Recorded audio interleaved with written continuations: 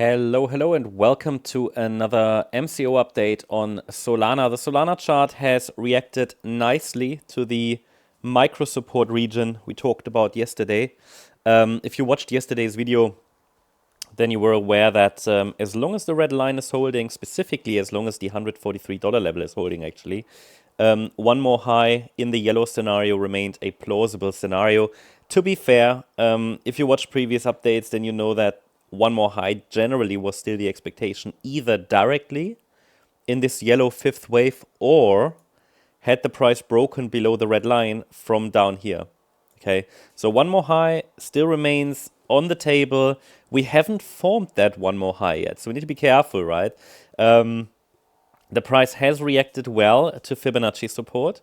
So obviously anybody who used this maybe as a swing setup, intraday setup, it can make absolute sense to adjust your stop loss because it was a nice three-wave move down actually into support.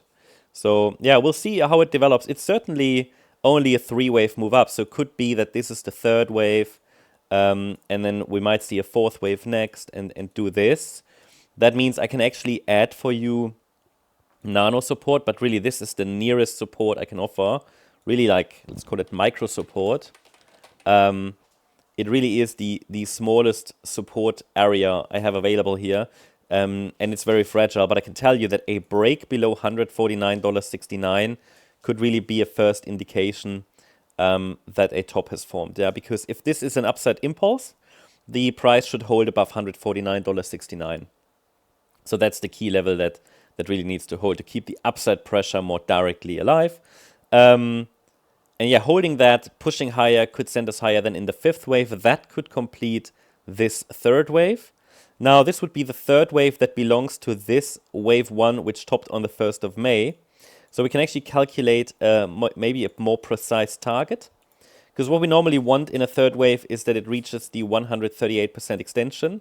So yeah, the label is roughly where it needs to be.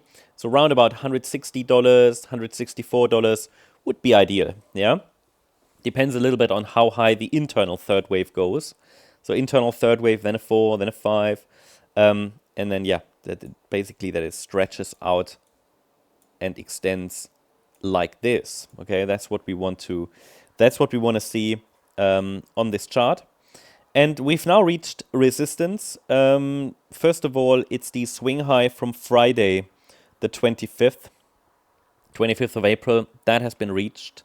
That's a level that needs to be considered as resistance, and the 100% extension. Let's remove, by the way, the levels we don't need from the chart. But I have to tell you, if we break below that intraday low, we could still follow the blue count. Not expected really, as long as we hold above support levels, but still something to consider. But why do we show this blue zone here between $155 and $164? Because they are just on the micro level here, smallest resistances. The 100% extension though is quite relevant. Yeah, that's at $155. So if something more serious is happening here, so really like an upside breakout attempt, and we haven't broken out yet. We have not broken above the 25th of April high. If something more serious is unfolding, we should get a break above $155. So that's why it's getting stuck there at the moment. But as I said, yellow count preferred as long as we're holding above $149.69, just because one more high is still a plausible option, just because Bitcoin hasn't topped yet, even though the wave count starts to look more and more full. And yeah, we're still holding above support, and it starts to look a bit impulsive. So that's starting to look constructive. And yeah, I mean, break below 149.69 would be a first indication that we have a three-wave price top. That would be not in line with the yellow scenario. And any break that would follow, and any price break below $144.60, which is the Wednesday low, that would confirm further we're heading down in the blue count, yeah? Which would just be an extension of the wave 4. We might only form a marginally lower low below those previous lows in this case. It would just make everything even more complex. It already is super complex. And to be fair, I should probably put the we can simplify it now actually. So have it like that. Thanks so much for watching the videos on this YouTube channel. If you've been thinking about joining MCO as a member, now might be a great time. You can use the link in the video description and apply the discount code right below it. You will get 50% off your first month of our Gold membership, and you can explore everything we offer. It's the easiest way to test the membership, see if it's a good fit for you, and get a feel for the community, join the conversation, and I'm looking forward to meeting you in our member area. As an extended ABC structure. But again, as long as we're holding above all micro support levels, there is not really a reason to prefer the blue scenario unless we see a break in upside momentum. So going forward then, we should see those 5 waves could get to round about $167, $170. The $170 level is a first ideal target for Circle Wave 5. So that kind of aligns quite well with the micro patterns, I would say.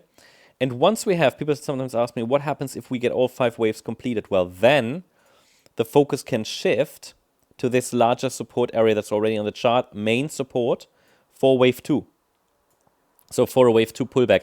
But we first need all 5 waves completed in order to really, let's say, clearly be able to assume that in a wave 2, a higher low should form. For now, over the last few weeks, not much happened here on this chart. And we've been watching for the possibility of one more high to clearly give us that 5 wave move up. And we might be on our way now. That last swing high from the 25th of April, to be exact, is located at around $156.80 actually. So $156.80, that's a level, if that's broken, and not just a wick, but if we get a bit more of a decisive break, then we can call that the 5th wave, and that would give us a most likely healthy 5th wave, and that 5th wave is needed to really call the entire move up from the 7th of April low a full 5 wave move. So that's good, because that indicates that the market plans to go higher, maybe into summer, after a bit of a correction, which could take a month. I would not be surprised if this correction takes a month. But that's a bit early to confirm because we haven't even topped yet. But I'll keep you updated. I hope you liked the update. If you did, please hit the like button, leave a comment, and subscribe. And if you really like the content, then please check out the channel membership. Thank you very much. Bye-bye.